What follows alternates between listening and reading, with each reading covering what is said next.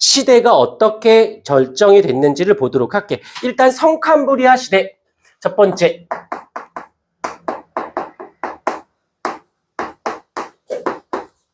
성캄브리아 시대. 근데 한번 생각해보자. 어찌됐건 생명체가 살려면 더워야 돼, 추워야 돼? 온난해야겠지? 그 다음에 습윤한 게 좋을까, 건조한 게 좋을까? 아무래도 좀 습윤한 게 좋겠지. 그 다음 바다도 있을 수 있고 육지도 있을 수 있으니까 대체로 시대 때는 생물이 화석이 발견되는 시대 때는 웬만해선 온난 다습 요 단어를 쓰시면 돼요.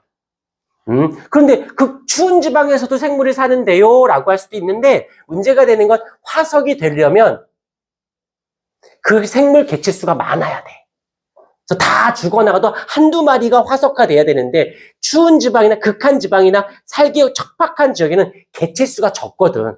그래서 화석화되기가 되게 어렵습니다. 그 다음에 성캄브리아 시대 같은 경우에 특징이 있어.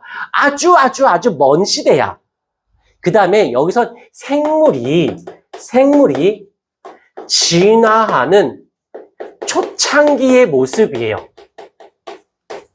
그 다음에 이 지구가 아직은 안정화가 안 돼서 지각 변동이 좀 심했어. 그래서 생물 진화의 초창기다 보니까 단단한 생물체의 단단한 뼈라든지 껍데기 이 단단한 구조가 사실 생명체로서는 아직은 미흡한 상태. 그 다음에 지각 변동이 많으니까 퇴적되어야 돼. 차곡차곡 쌓여야 되는데 지각 변동 땅이 너무 많이 흔들리는 거야. 뒤집어 엎어지고 그러니까 생물을 찾아보기가 쉽지는 않았어요. 그래서 성캄브리아 시대 지층은 화석이 드물었대. 그다음에 그러기 때문에 당시의 환경의 정보가 많이는 없었고 조거 하나 정도 최초의 생명체가 발견됐다라는 거. 최초의 생명체.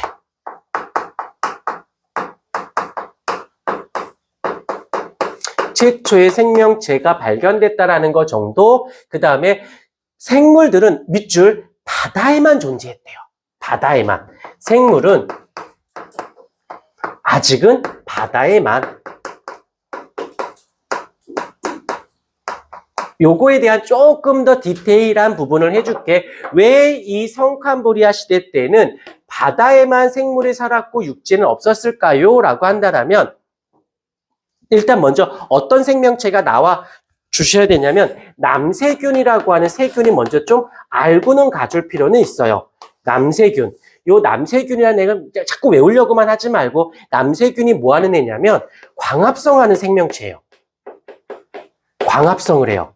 그러면 이산화탄소를 마시고 산소를 방출하는 이 광합성을 통해서 산소가 발생을 하거든. 그러면 이 산소가 쌓여서 어떻게 O3라고 하는 O3라고 하는 오존이라는 것으로 여기 변해버려요. 근데 요게 오존이 또 쌓여서 어떻게 오존 대기층에 오존층이 형성이 되기 시작을 합니다. 언제? 성캄브리아 시대 때. 그런데 그게 어쩌라고요? 라고 하는데 요 오존층이 형성되어야만 이 아이가 태양으로부터 오는 아주 유해한 자외선을 이 오존층이 흡수를 해요. 그러면 그 이전에는 유해한 자외선이 지표면까지 옵니다. 그래서 이 이전에는 이 아주 유해한 이 자외선 때문에 육지에서는 생명체가 살아갈 수 없었어요.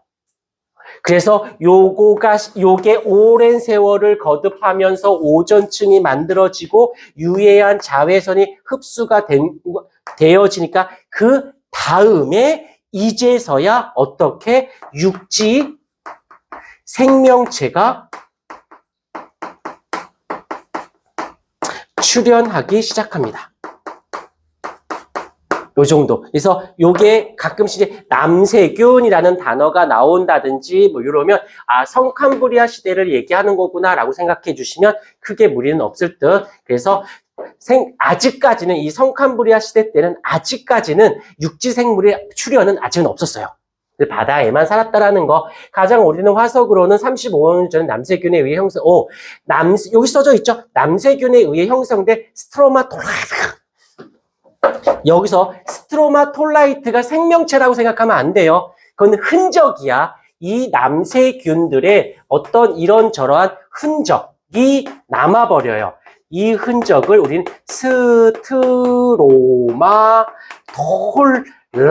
발음 이렇게 길게 있을까? 스트로마톨라이트라고 하는 아이. 얘가 이 성캄브리아 시대 때, 그 다음에 요거 스트로마톨라이트 하면 또 하나 같이 나온 애가 있어요. 누가 있냐면, 에디아카라 동물군. 요 두 아이는 성캄브리아를 대표한다라고 볼 수 있어요. 그러니까 문제상에서 에디아카라 동물군, 스트로마톨라이트 이거 나오면 아, 성캄브리아 시대! 이러면 돼요. 반대로 성캄브리아 시대 그러면 에디아카라 동물군 스트로마톨라이트를 찾아봐서 보기 중에 있네. 오케이, 걔가 답이에요. 이렇게 하면 돼요.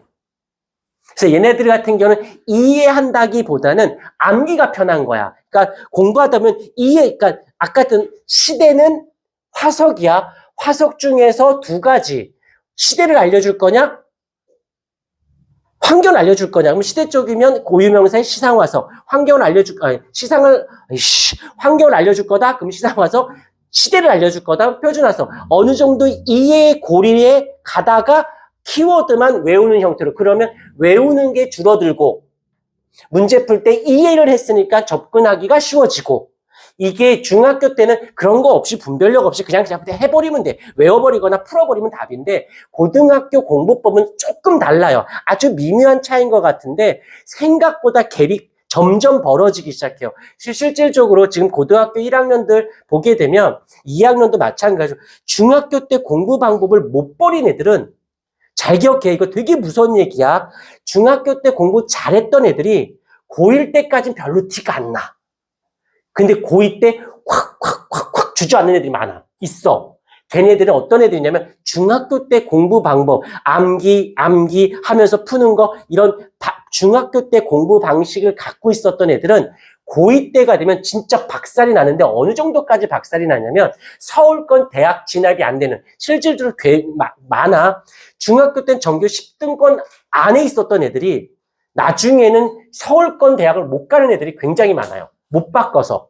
근데 반대로 중학교 때 방법을 바꾸고 그러니까 공부 방법이나 접근법을 바꾼 애들이 고1 때까지는 이렇게 오른 둥 마른 둥 해. 근데 고2 때 치고 나갑니다. 치고 나가요. 그래서 쭉쭉쭉쭉 올라가. 두부르야. 뭐 평타인 애들이 있을 것 같지. 미안한데 평균적인 애는 없어. 주저앉거나 오르거나 둘밖에 없어요. 솔직히 말하면. 그거는 내가 얼마큼 많이 외웠니, 얼마큼 많이 풀었니, 공부를 얼마큼 많이 공부하고 있었니가 안 중요해. 어떻게 공부의 방법은 어떻게 했는지가 중요해요. 그게 갈리는 거야.